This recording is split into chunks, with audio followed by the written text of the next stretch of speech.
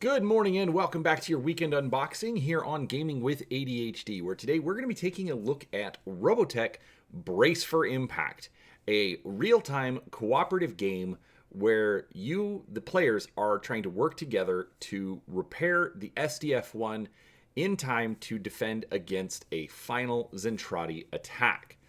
Now, I literally know nothing about this game. This is outside of what I just told you, which I read on the box. And basically, this is just going to be an unboxing, first look at the game. But before we get started, do make sure you're subscribed to the channel. I try to put out a few videos each week covering all sorts of topics, whether it's board games, role-playing, miniatures, or anything in between. And I'd love for you to come along and see what we have to share. All right, so this was released in 2019 and is one of a series of games that came out once Palladium Books lost the rights to make games related to Robotech. It I'm kind of mixed on that. I do miss some of the things that Palladium did with the license. But if you're familiar with the story, there was plenty of controversy as well. So it is interesting to see some new companies come in and take on some aspects of that.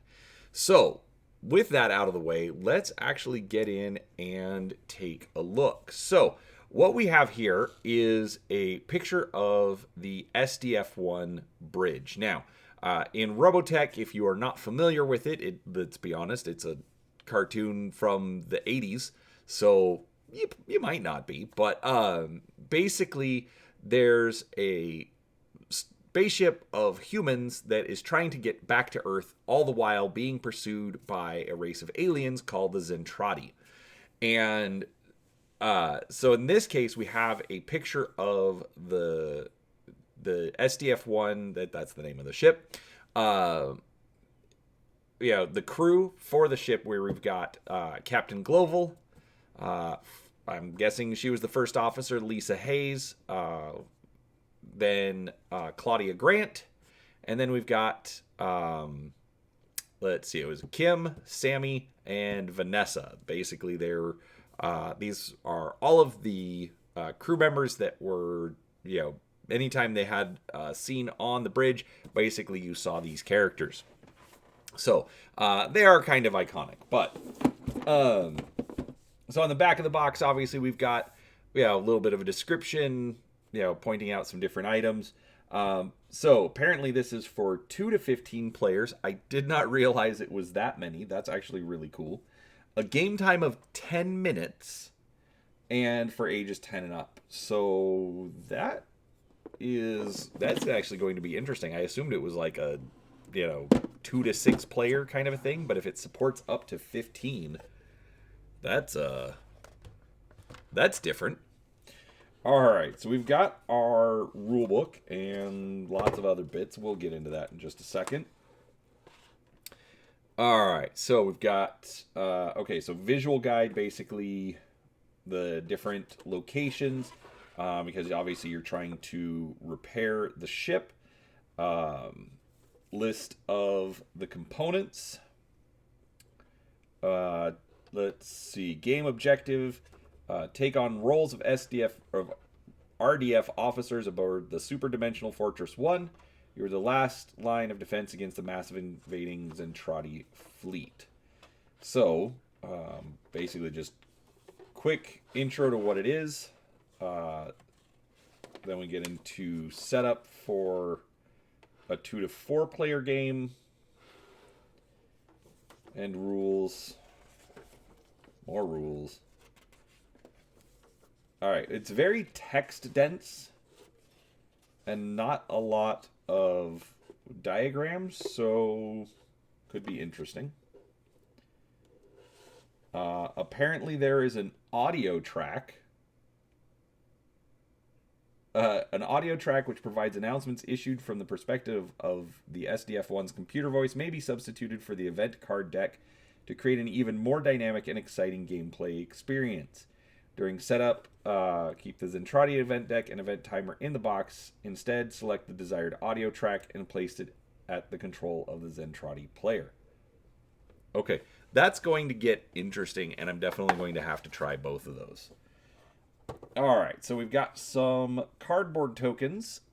These are really, really heavy duty. This is probably another 50% thicker than you usually see with cardboard tokens. This, they did, obviously, one of my biggest pet peeves is if you have space that could be for more tokens or something else, do something with it. You're already printing an extra, you know, little bit of ink on both of these ain't gonna kill you. Just fill out the tokens. Don't waste the cardboard.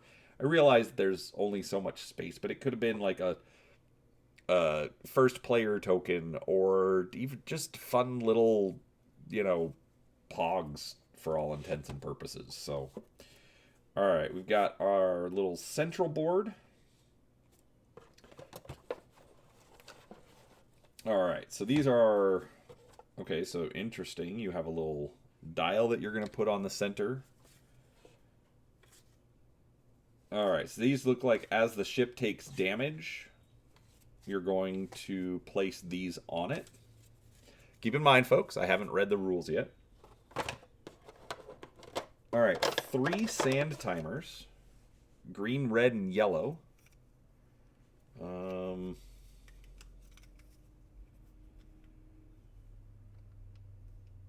So, all right, they are all different sizes. And then we've got our decks of cards. Now I've only personally played a real-time game that I can think of once before.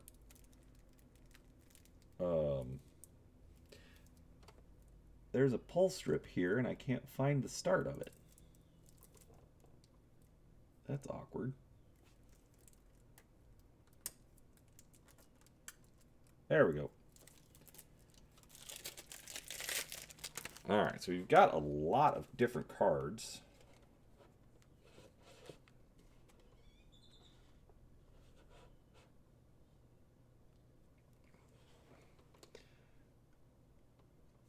All right. Which I thought the cards were kind of thick, but nope, they were just stuck together. Very gloss finish on these, which I'm kind of mixed on. I've gotten to the point where I really like the it's more of a satin finish. I forget what it's called, but basically these are the different emergencies that are coming up on the ship that you and other players are going to have to fix to keep the ship alive.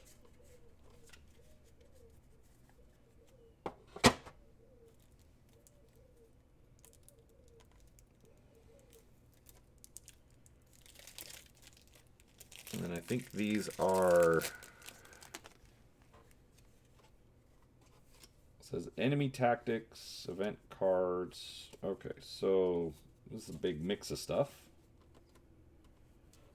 Alright, so these are the alien bad guys. We've got alien ships. So it says cooperative, but also when we were kind of flipping through the instruction book, it did say that there is a Zentraedi player. So maybe it is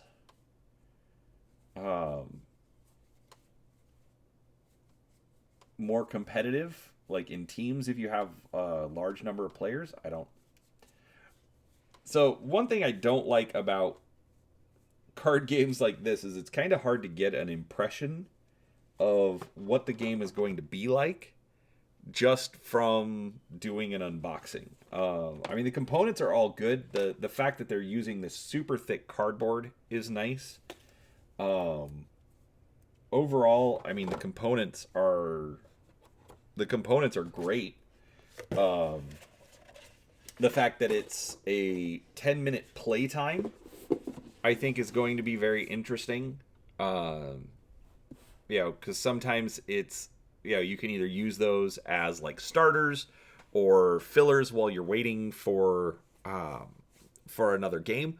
Um, so I don't know. This is going to be kind of interesting, and luckily it can play at 2 players. So I will absolutely get the wife to try it out with me, because that will be a little bit easier. Usually with games with a higher player count, it's nice to at least get a few people to play so you understand how it works. But there's going to be this will be interesting. I don't know. Regardless, it's an interesting first look. So I hope you enjoyed the video. If you do, please do give it a thumbs up. Don't forget, we do have social media links down below to Facebook and Twitter. And if you'd like to follow us and get notified when we have new videos come out, I'd appreciate it. But other than that, thank you so much for watching, and come back later and we'll have a review of this. So thanks for watching, and we'll talk to you next time.